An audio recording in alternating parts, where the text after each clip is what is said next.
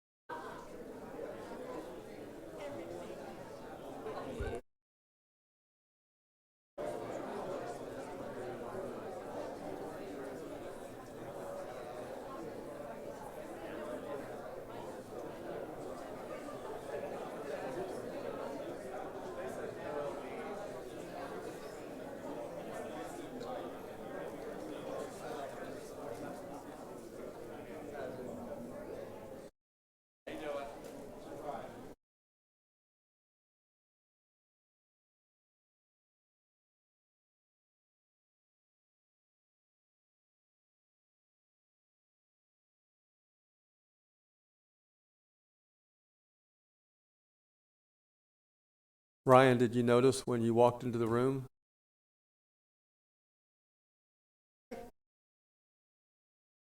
He's virtual, my understanding. Is Fred locked in?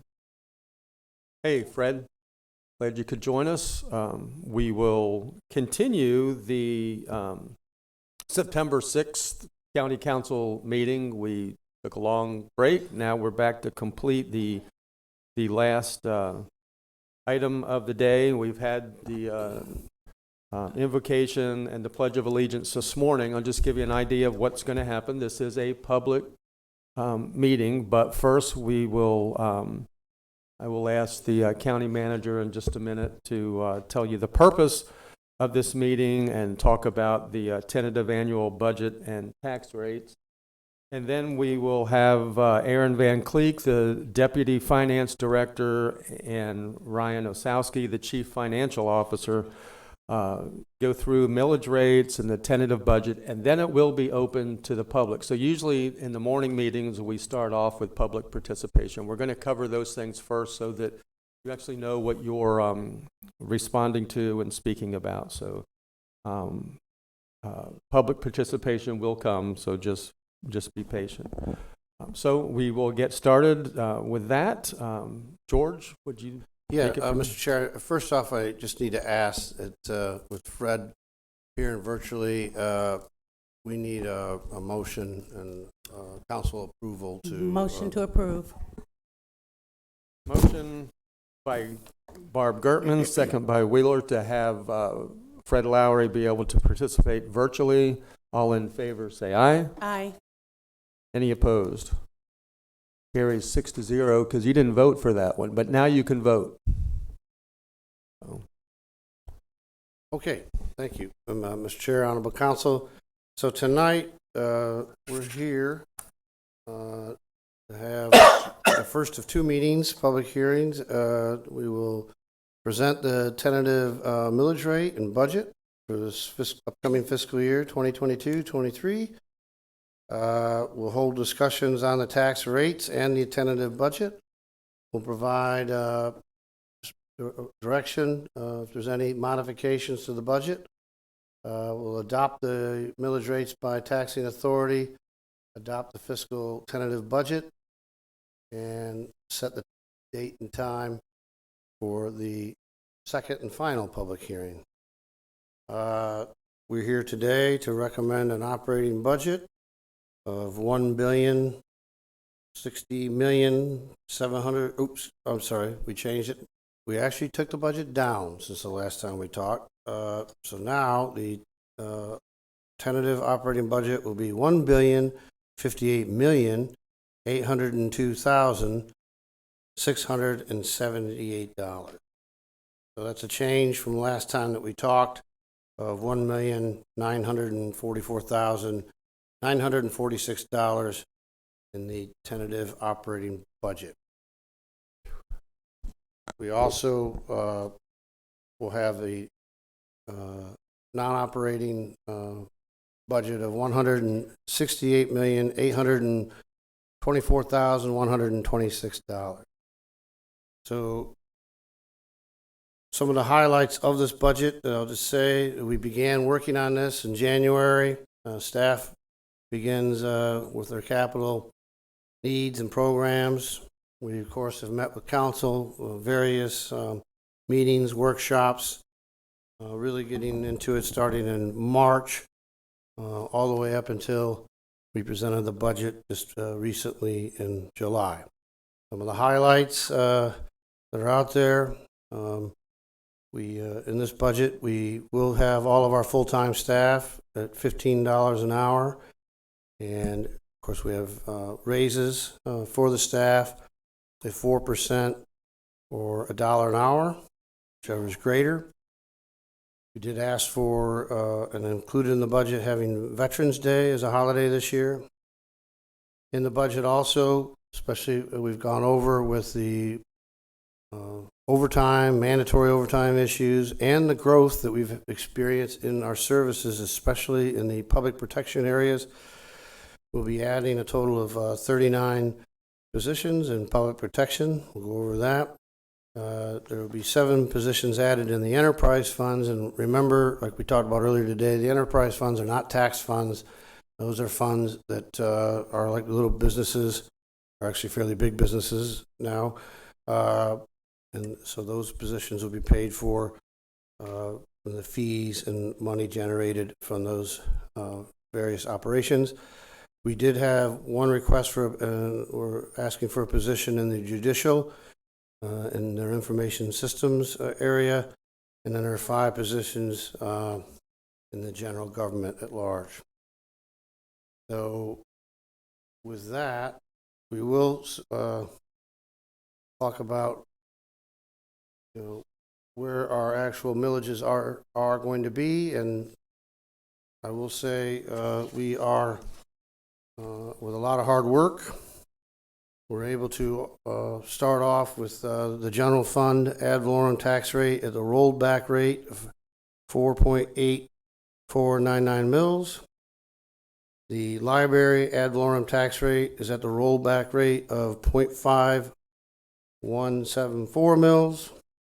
The Volusia Forever Fund, which of course was voted in by the citizens will be there at a tax rate of 0.2000 mils.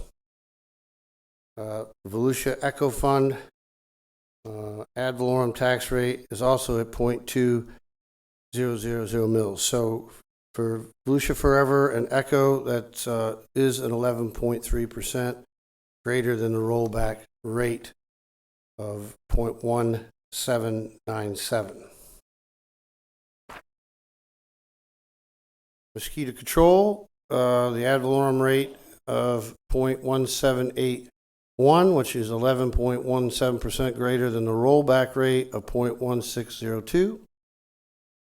The Ponce Inlet and Port Authority Fund ad valorem tax rate is at the rollback rate of 0.0760 mils. The Municipal Service District ad valorem tax rate is at the rolled back rate of 1.8795. The Silver Sands Bethune Beach MSD Fund ad valorem tax rate is at the rollback rate of 0.0129 mils. And the Fire Rescue District ad valorem rate of 3.8412 mils is 12.18% greater than the rollback rate of 3.4241. That is the rate that we had last year, but it is considered an increase because of the increases in value. So with that, I'm going to have Aaron Van Cleek go over the tentative budget, and then we can have public participation and discussion on it.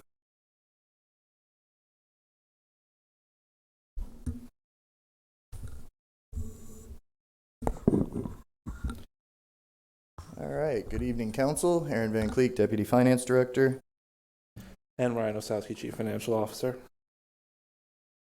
All right, so first thing up is what we changed since the recommended budget in July. In July, we recommended a budget of $1,060,747,624. Here tonight, that budget has been changed to $1,058,802,678, which is a change of $1,944,946. So this gives you a summary of the change. There is a Schedule A report attached to the agenda that gives you a fund-by-fund summary, and you can see which funds were changed.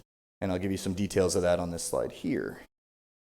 So the details of the changes from the recommended budget. In July, when we brought the recommended budget to you, we did state that we would need to make a small adjustment to the millage rates for the Spring Hill CRA that we made an additional payment to.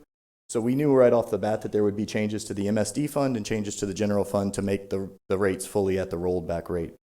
In the general fund, we reduced the budget by $2,308,185. $32,799 of this reduction was the reduction in the ad valorem revenue due to the millage rate adjustment. And then $2,275,386 of this reduction was due to the submission of the tax collector's budget, where the excess fees that are paid to the county by the tax collector at the end of the year were reduced to offset increases in the tax collector's budget. In both cases, reserves were adjusted to balance the fund. And then in the Volusia Sheriff Contracted Services Fund, which is Fund 110, we increased that fund by $376,506. That increase reflects the final contracts with the cities that the sheriff negotiated, and DeBerry had an increase in staffing that they had requested. So the sheriff did increase the contract with DeBerry to account for the additional staff. Then in the MSD, the revenue from the ad valorem taxes was reduced by $13,267 to account for the millage rate adjustment that we talked about, and the reserves were reduced by the same amount to balance the fund. Other changes that were made that did not affect the total operating budget, but they include an additional $243,851 payment to the Department of Juvenile Justice. We did speak about that at the July meeting when we had just been notified. So we did have to increase that line and reduce reserves by that like amount. And then the allocation of the sheriff's budget between the general fund and the MSD was adjusted based on the information from the sheriff's office for direct costs to the MSD with the overhead allocated to it as well. And so that gives you the details of the changes that we made from the recommended budget in July. All right, on the taxable value and change by fund, all of our tax funds had about a 14% change in value.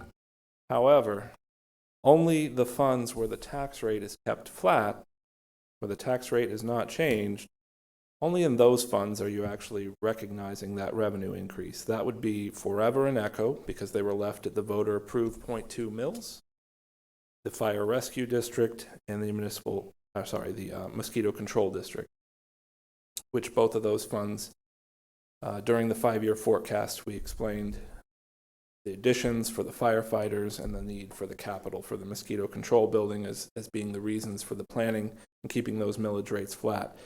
In the other funds that are presented at the rollback rate, which includes the general fund, the library, mosquito control, municipal service district, the port, and Silver Sands, the only revenue growth that we're experiencing for property taxes is the new construction percentage. Because what the rollback rate does, it takes your last year's rate and reduces it by an amount that then offsets the increase in value. So the total revenue that the county is collecting, the only increase is that new construction value. And on this slide, you can see those funds circled with the red circle. So in the general fund, for example, even in a year with the inflation that we're seeing, the revenue that we're collecting from property taxes is only growing by 2.3% attributable to the new construction because of the rollback rate. This slide you've seen in previous meetings. This just gives you the taxable value percentage by property class. This is for the county's general fund, which is our countywide taxing fund. It's directly from the property appraiser's website. Just shows that our residential taxable value percentage is at 69.1%. And then our next highest percentage would be the commercial at 15.1%. This gives you the ad valorem tax revenue by fund. Ad valorem taxes make up 31.3% or $331.2 million of our operating budget. The ad valorem taxes are budgeted at 96% of the total levy to account for the 4% discount that taxpayers receive for paying their taxes early. The state requires counties and municipalities to show at least 95% of the ad valorem taxes levied. We show 96% in our budget, and we have historically for years. In total, the ad valorem tax revenue change from prior year is a 4.7% increase, while the payments to CRAs represent a 15.1% increase. This is calculated using the rollback rate in 5 of our 9 taxing funds. We'll go over the services provided to the taxpayers out of the general fund on future slides. The other taxing funds are very specific in the services provided, and we'll just touch on that here. Our other countywide rates include the library, Echo, and Forever funds.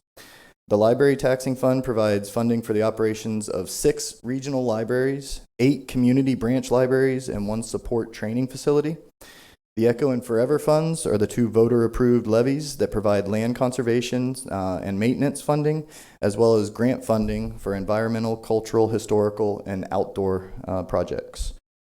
The unincorporated areas of Volusia County pay ad valorem taxes for the Fire Fund and the Municipal Service District. The Fire Fund obviously provides funding for fire rescue services, while the MSD provides funding for police patrol to the unincorporated areas of Volusia County. The MSD also provides funding for other municipal-like services to the unincorporated areas, such as animal control, planning and development, engineering and construction, environmental management, building, and parks and recreation and culture funding. Then there are 3 taxing districts that are levied on the east side of Volusia County, and that's the Ponce de Leon Inlet and Port District, the East Volusia Mosquito Control District, and the Silver Sands Bethune MSD. The Mosquito Control Fund provides funding for reducing the mosquito population and educating citizens on ways to reduce the population. The Port Fund primarily functions as the non-federal local sponsor for management, operations, and maintenance of the Ponce de Leon Inlet Channel. And funding is also provided for Smyrna Dunes and Lighthouse Point Park operations, as well as the Artificial Reef Program. And then the Silver Sands Fund is specific to the Bethune Beach area and is only levied for the operation of street lighting. Here you see our countywide operating revenues that total our operating budget. Ad valorem revenues and CRAs we covered on the last slide, and the growth we had in that revenue is not what allowed us to get to the rollback rate. I believe I said that in a previous meeting as well. It is the changes in the other revenues, the growth in the other revenues that we had that helped us get there. Charges for services that contain revenues such as beach access fees, parking garage fees, court facilities fees, ambulance fees, PMT MCO revenue, which is the state program that that Ryan got us into for EMS, sheriff contract fees, park fees, landfill charges. Those are just a summary of some of the charges for services. The increase there was 15.4%, or $16 million. And then our intergovernmental revenues, which include state revenue sharing, the hospital authority's Medicaid payment, state shared gas taxes, sales tax, federal airport aid, is estimated to increase by 3.4%, or $2.5 million. The increases in these revenue sources, such as sales tax and the hospital authority's revenue, is offset by a large reduction in the federal aid to the airport, which is a $10.7 million decrease. Other taxes, which include local option fuel taxes, resort tax, conventional development tax, utility tax, and communication services tax, are estimated to increase by 28.1%, or $15.4 million. Important to note here is that the appropriated fund balance number that you see there, the 37.5%, or $397 million up on the left side of the pie, that is our beginning savings balance. It's prior year money that has been saved from the operating budget. It's not new money. And this revenue does tie to our reserves that you'll see on the next slide, less the one-time money we're using in the budget for non-reoccurring purposes. I just want to add a little bit there. The appropriated fund balance and the reserves on the next slide are essentially the same. Very much, there's a small difference, but they're essentially the same thing. They're how much money you have for your rainy day funds, for saving for future capital projects, and any other purpose that we have funds set aside. Revenue this year. They're essentially, if you were a household and you were looking at your income and your expenses, that's your beginning savings account balance that you have to budget. Reserves are your ending savings account balance that you also have to budget. So when you look at the operating revenues, the recurring piece of that is actually a much smaller number than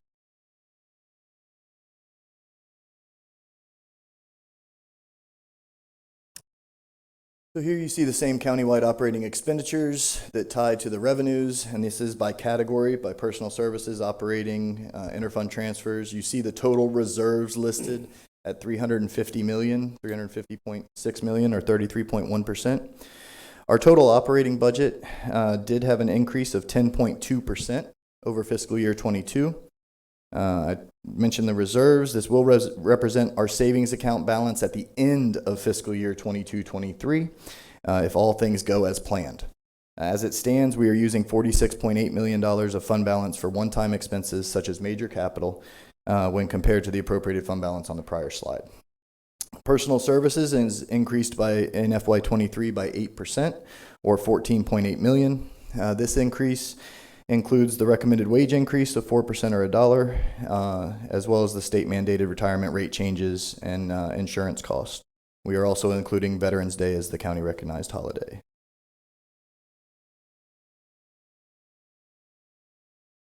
This is the operating expenditures by department. It gives you the same total. It just breaks it down by department. And so this slide gives you that breakdown. Public Works represents 24.4% of the total. Public Protection at 18.2%. Important to note on here, the property appraiser and tax collector that we are listing, those are commissions that we pay to those offices. They are commission-based office. That doesn't represent their total budget. So what the number represented there are the commissions that we pay to them, and then any internal services that we are either statutorily required to provide or assistance that we provide. So that's what those numbers represent there. The general fund breakdown, this is the total requested general fund budget. So it is reduced by the 2.3 million that we covered earlier.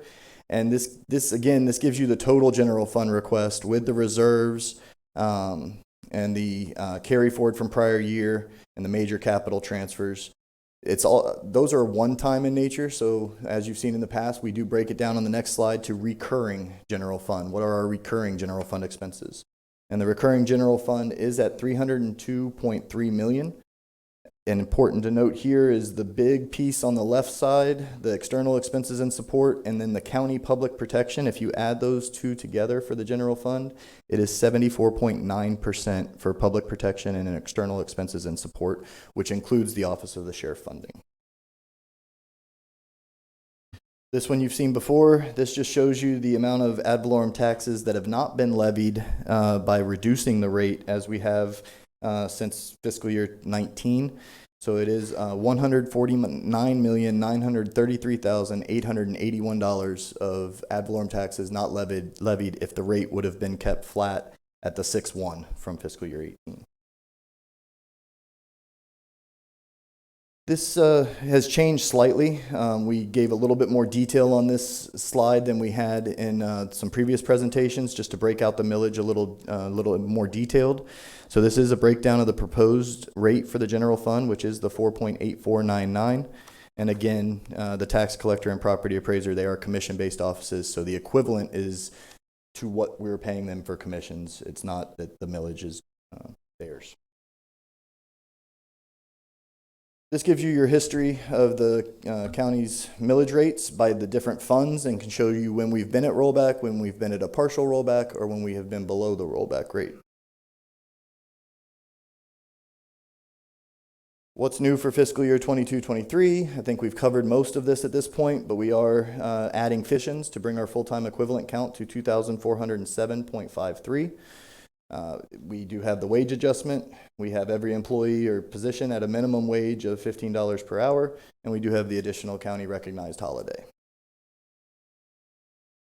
That would be full-time positions, just to clarify. Then here for future concerns, we do have the Votran subsidy as a future concern, listed here at $8,805,688 of an increase over the next 3 years in that subsidy. And again, that is based on the forecast as it stands today. Different changes that we make could affect that number, but that is what we're looking at for the future as of now. Sunrail operations and maintenance costs, we have a potential for 9.8 million increase in fiscal year 23-24. The timing of that increase is still something that we're looking at, so it's just something that is down the road that we are going to have to deal with. The general fund use of fund balance, we're looking at 7.3 million in fiscal year 23-24 use of fund balance for recurring expenses at a flat millage rate, and that is based on an 8% growth in taxable value. So if we get that 8% growth in taxable value in the general fund and we keep the rate flat, we are still going to be using 7.3 million of fund balance for recurring expenses. Now, the further out you go in the forecast, the better that gets, the lower amount that we use.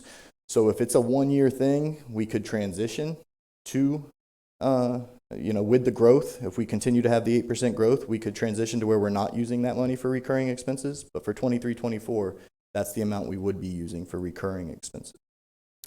Want to add there, just to make it clear that in the 23 budget that we're discussing today, these are concerns for the future year budget, but in the 23 budget, we don't have Sunrail there as a recurring expenditure. If you look at that $9.7 million versus the $7.2 million, Sunrail is pretty much the driver of that concern in 24. In the 23 budget, we are not using any recurring recurring expenditures being covered by non-recurring revenue. That is a concern that pretty much is created by Sunrail and also partially by the increase in Votran, returning back to its normal form prior to federal grants that subsidized 100%. Excuse me. Would you mind expanding on Sunrail just a little bit? What you're anticipating that almost $10 million to be? I think that would be important for the public to hear. Sure, there's two pieces to it. One is the debt service. The council has agreed to take out a state infrastructure bank loan in order to finance the improvements that the state is currently in the process of getting started. The debt service on that's around $1 million a year. The remainder of that is the operating. That's for the north addition.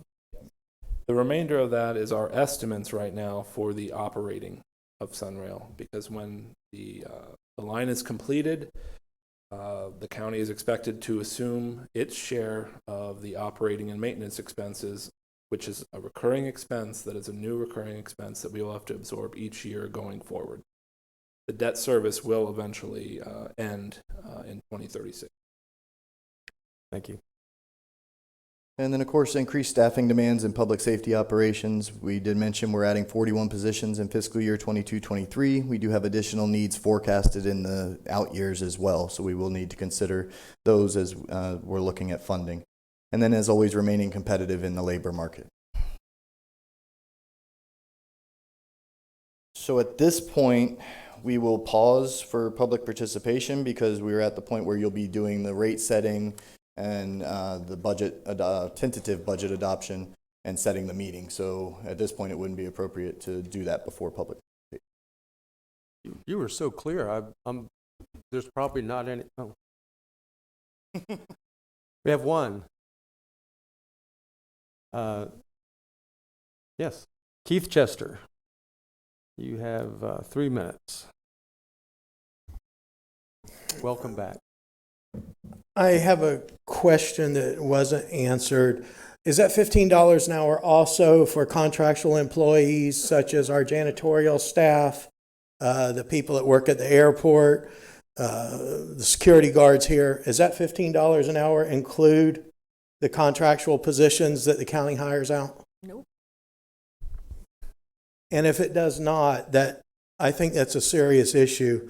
As we're always talking about giving money to social services and arts organizations and all these different groups to help the poor too, and we're always talking about helping the poor, but we've got poor people working for us that the county's saving money on their backs.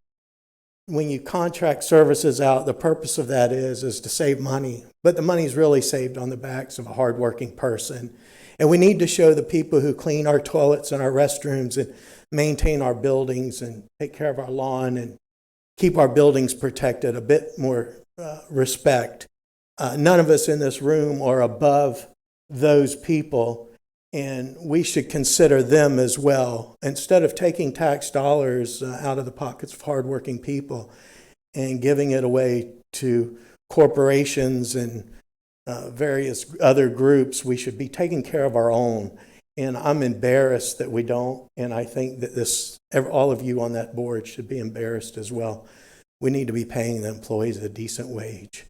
We need to start re-looking at the way we do things, as Barb would often say, looking forward, not looking back. And, I have some young friends that are from here that I'm concerned with. All of them have worked very hard. Everybody on this list that owns a home here that are from here have worked 2 and 3 jobs, worked all the overtime they could, done their very best to have something a little bit more.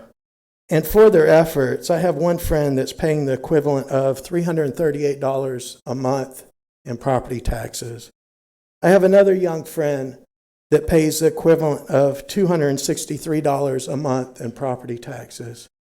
And I have another young friend who bought his property years ago, and he's worked since he was a teenager, worked very hard. And for his efforts, he built his own house using his own hands, sweat equity. And for his efforts, he pays the equivalent of $467 a month in property taxes. We need to start thinking about the young people who are from here, who are working hard every day, trying to make it and doing everything the right way, and what's going to happen with their taxes. Yes, this year we're holding the line a little bit, but next year, everybody's been talking about next year we're probably going to have to raise taxes, and next year we're probably going to have a 1 penny sales tax come back. So I would like you all to please consider these young people who are from here, and let's rethink how we're doing government in Volusia County. Thank you. Thank you.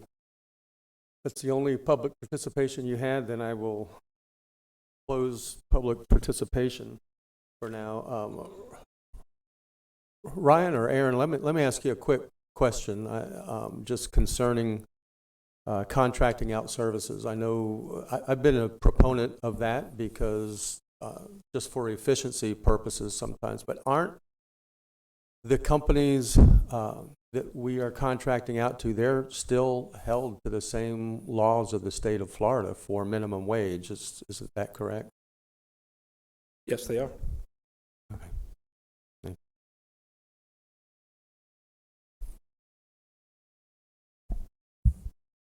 All right, so I'm sorry. Heather Post. So I wanted to comment on Mr. Justice's comment. You know, I've brought this up many times before about the wages across the board, but so I had a number of questions. First, just to sort of lay the groundwork, when we say that all of the vendors have to abide by the state laws, that means that everybody has to put in and provide $15 an hour by 2026, correct? So, yes. Yes.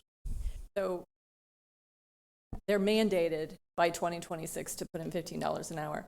But if you do the math, and that is the issue, if you do the math, no one can survive on $15 an hour. And we've had discussions with Votran. Votran was, you know, had bus drivers for $10 an hour, $12 an hour, and those people cannot survive on that pay. So I definitely think it's something we need to discuss. I would love to have that brought back. I've brought it up many times, but I would love to have it brought back as an actual agenda item to discuss vendor contracts, vendor pay, simply because they're required to, in four years, to give a minimum standard, which is really not acceptable, but a minimum standard. I think that we can do better in Volusia County. Volusia County has said that we can do better, which is why we have stated, and I'm reading here, every employee position will have a minimum wage of $15 per hour with this new budget. The reason we are doing that is because we are saying that Volusia County should be doing better, and we are working towards that end. So, but I just want to clarify on the $15 an hour. I know I had brought it before, George, about the job postings online. So at what point are those, with the new budget and us getting everybody up to $15 an hour full-time, we're no longer going to be posting for jobs less than $15 an hour? When is that cut off? And, well, that's the first question. I believe most have been fixed, but we do have an issue in a couple of areas of a union contract that has to be settled. So when it's a union job, they have to sign off on the amount. So that's the only thing that's stopping us in a couple of areas. And I'm been told by the negotiating folks that we're close to having either that or some sort of if we don't have a full contract, some sort of an agreement just for pay. Okay. And then so we're also saying only the full-time positions.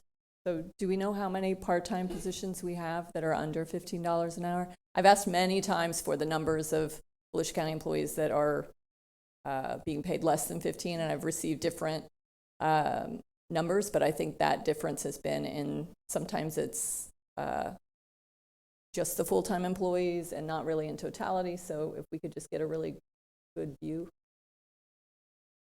Thank you.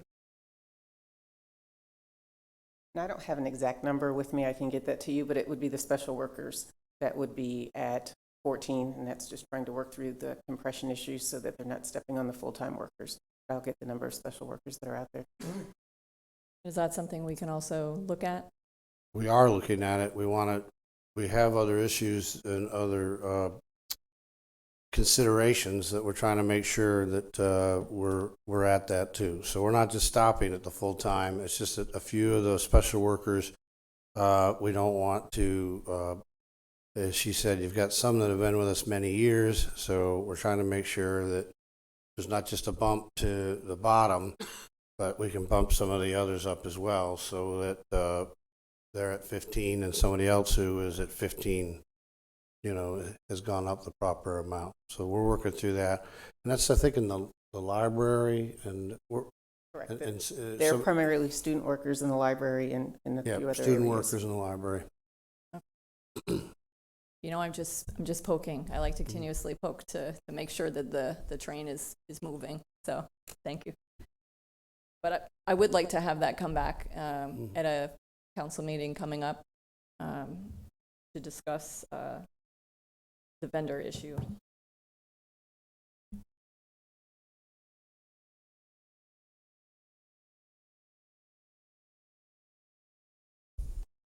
To wrap that up, those are all good points. I guess my feeling is that with contracted services, they're under the same pressure as we are to hire people and to keep employees. And if the companies that we're dealing with, that we're contracted with, that are hiring employees, they have the same pressure. They can't hire people, they can't keep people if they don't pay them enough. I think the market forces will result in what you want. Anyway, I go to Buc-ee's and they're paying $16 an hour as a starting pay, up to 30, and they still can't keep people there. They're cutting some of their food supply services, making it simpler because they can't.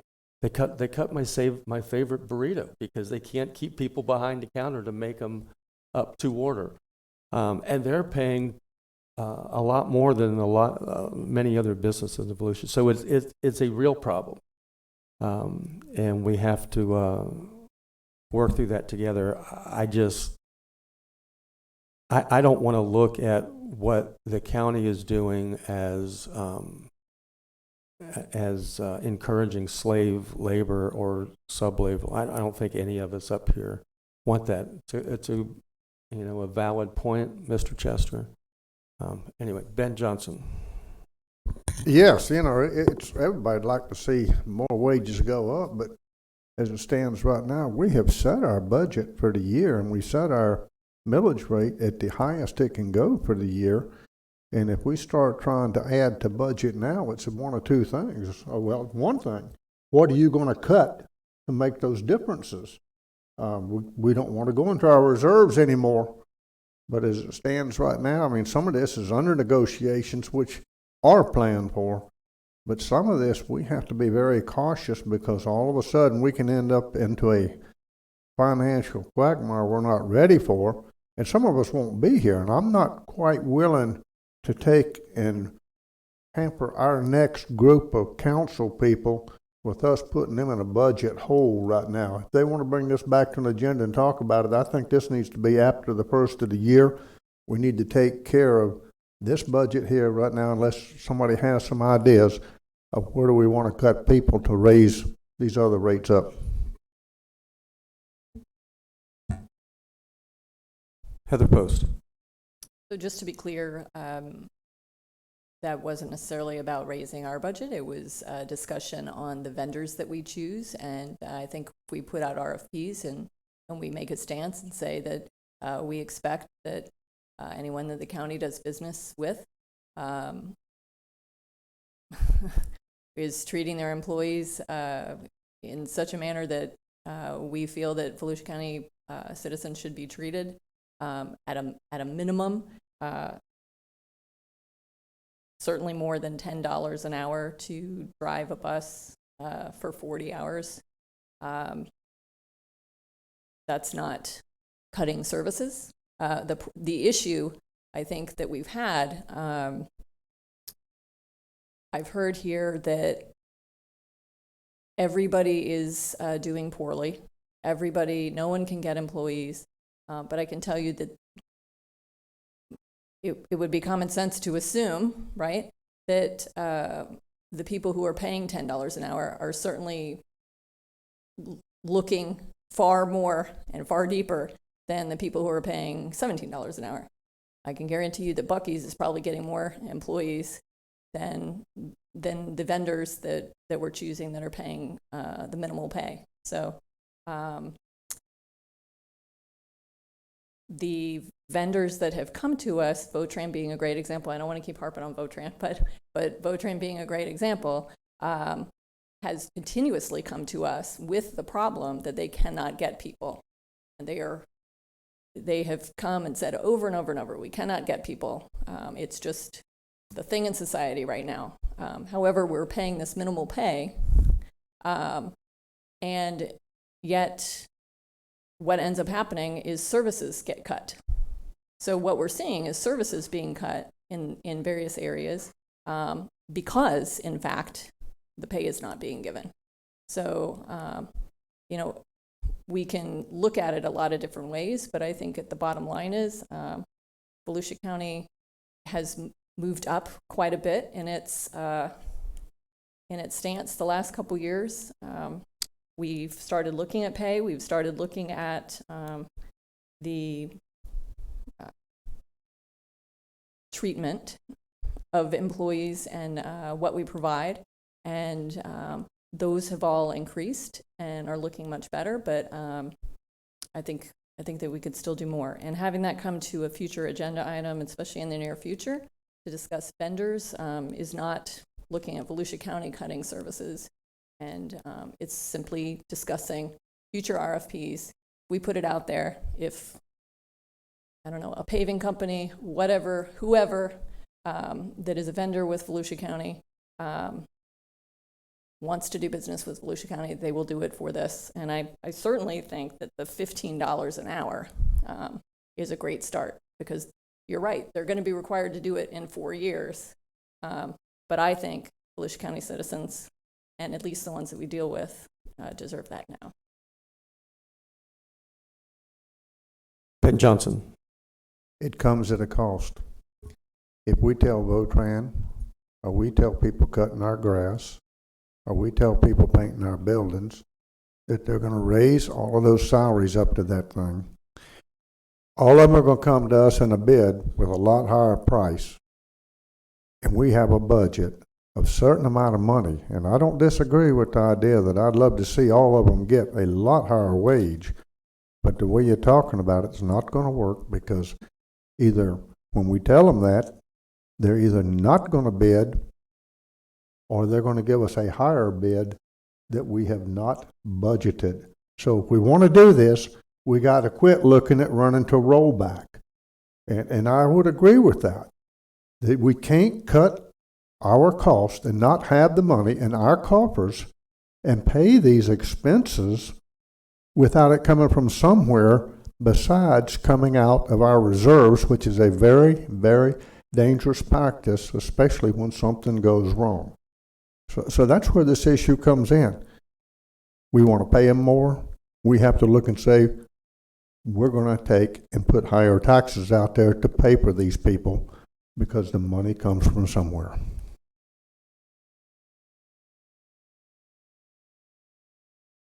Are you ready?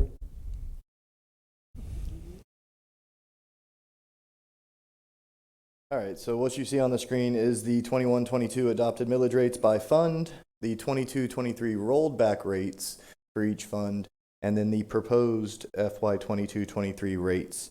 And then you see the variance from 22 to 23 and the variance to rollback. So those are the columns you see there. Are you taking the votes individually or collectively? I haven't had a motion yet, so let's see what the feeling of the council is. Would you like to take them collectively or one at a time? I vote for collectively. Good. Barb Gertman makes a motion that we vote on them as a whole, as an entirety, and that was seconded by Johnson. So I will read the rates into record, and then you can have your vote. The fiscal year 22-23 operating millage rate for the countywide taxing authority Volusia County General Fund is the rollback rate of 4.8499 mils. The fiscal year 22-23 operating millage rate for the countywide taxing authority Volusia County Library Fund is the rollback rate of 0.4635 mils. The fiscal year 22-23 operating millage rate for the countywide taxing authority Volusia Forever Fund is 0.2000 mils, which is greater than the rollback rate of 0.1797 mils by 11.30%. The fiscal year 22-23 operating millage rate for the countywide taxing authority Volusia Echo Fund is 0.2000 mils, which is greater than the rollback rate of 0.1797 mils by 11.30%. The fiscal year 22-23 operating millage rate for the taxing authority Mosquito Control Fund is 0.1781 mils, which is greater than the rollback rate of 0.1602 mils by 11.17%. The fiscal year 22-23 operating millage rate for the taxing authority Ponce Inlet and Port Authority Fund is the rollback rate of 0.0760 mils. The fiscal year 22-23 operating millage rate for the taxing authority Municipal Service District Fund is the rollback rate of 1.8795 mils. The fiscal year 22-23 operating millage rate for the taxing authority Silver Sands Bethune Beach Municipal Service District Fund is the rollback rate of 0.0129 mils. The fiscal year 22-23 operating millage rate for the taxing authority Fire Rescue District Fund is 3.8412 mils, which is greater than the rollback rate of 3.4241 mils by 12.18%. Motion to approve. We have a motion to approve the rates as read by Johnson, second by Wheeler. And remember, we're voting on now is, we're still not setting these millage rates in stone. We're voting on the tentative millage rates, and then at the end of today's meeting, we will set the second of two required public hearings no longer than 15 days after this one, where we will make the final decision. So we're voting to send these forward to the next meeting as tentative millage rates. All in favor? Is there any other discussion or questions from the council? Mr. Chair, you have a motion on the floor already to take them collectively as a whole. I would suggest you go ahead and vote on that one prior to voting on Mr. this. Chair, Okay. I think that motion could be withdrawn if you wish. You have a motion on the floor to adopt the overall, all the rates that were identified if council wishes just to proceed with that. But I don't want to speak for the major speaker of that original motion, but I think the subsequent motion to adopt the rates is Yes. made that is moot. Sufficient. Okay, it's withdrawn. The motion and the second to vote as a whole is withdrawn. So we will vote as a whole on everything right now to approve or disapprove the tentative millage rates. Any other questions, comments? All in favor, say aye. Aye. Any opposed? And the tentative rates are approved 7-0. Did you get the motion and the second? Okay. The motion, the second was by Wheeler, the motion was by Johnson.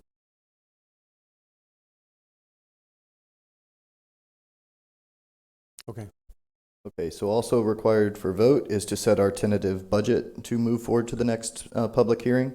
You have an operating budget of $1,058,802,678 and a non-operating budget of $168,824,126. Motion to approve is read. Johnson makes the motion, Wheeler makes the second to approve the budgets as so stated. Any discussion, questions? All in favor say aye. Aye. Any Opposed? And the motion carries 7-0 to approve the budget as you just stated it. So this slide here just shows the budget advertisement that is statutorily required to be placed in paper of local circulation 2 to 5 days before the second public hearing. So the plan at this point is to advertise this on Sunday the 18th, which would be 2 days before the suggested date of the 20th. Obviously, if you guys change that date, then that would change the advertisement. This is statutorily required, part of the trim process, and it is always a two-part ad. The budget summary ad is always one part of the advertisement. It shows our summary of revenues and expenditures for our operating and non-operating budget by category. And then you have the other part of the ad that is the notice of proposed tax increase that shows the difference in the levy from last year compared to the levy of this year. The second part of the advertisement is always either a notice of budget hearing or a notice of proposed tax increase, depending on the aggregate millage rate. The aggregate millage rate is calculated by taking the total of all operating ad valorem taxes levied and dividing that total by the general fund's current year gross taxable value for operating purposes. The sum's then multiplied by 1,000 to arrive at the aggregated rate. So it is a combined rate of all of our taxing funds that dictates what ad we have to choose. Okay. And then this would be the confirmation of the second public budget hearing. You guys had previously stated September 20th, so if that date is still good, then that would conclude the meeting. Can I get a motion on the September 20th? Motion to approve by Wheeler, second by Johnson for September 20th. Any questions or discussion? All in favor say aye. Aye. Any opposed? And the date is set 7-0 for September 20th. Will also be a public hearing and you're all invited back. Thank you.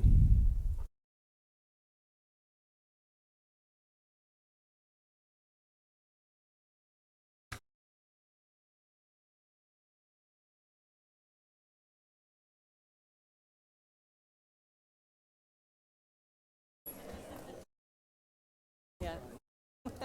Hit every time. Here, take your pick.